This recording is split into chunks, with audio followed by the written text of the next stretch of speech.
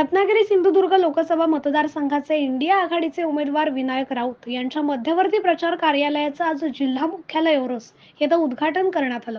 यावेळी आमदार वैभव नाईक, ठाकरे शिवसेनेचे जिल्हा प्रमुख संदेश पारकर, संजय पडते, माजी जिल्हा प्रमुख भाई गोवेकर, जान्हवी सावंत, अतुल रावराणे, बाळा गावडे, हरी खोबरेकर, राष्ट्रवादीच्या अर्चना घारे, आपचे विवेक ताम्हणकर यांच्यासह इंडिया आघाडीचे पदाधिकारी आणि कार्यकर्ते मोठ्या संख्येने उपस्थित होते।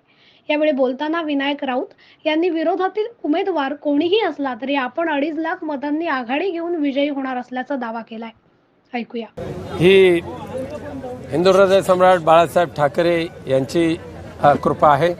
माननीय पक्षप्रमुख उद्धवजी ठाकरे यांनी जो माझ्यावर विश्वास दाखवलेला आहे आणि आघाडीच्या सर्व मान्यवर नेत्यांनी, आदरणीय शरद पवार साहेब असतील, आदरणीय राहुल गांधीजी असतील, सोनियाजी असतील, अरविंदजी केजरीवाल असतील, ह्या आघाडीच्या नेत्यांनी जो विश्वास दाखवलेला आहे त्यामुळेच हे प्रचाराची आघाडी शक्य झालेली आहे आणि ही आघाडी किमान 2.5 लाखाचं मताधिक्य घेईपर्यंत चालूच राहील अशी मला खात्री आहे।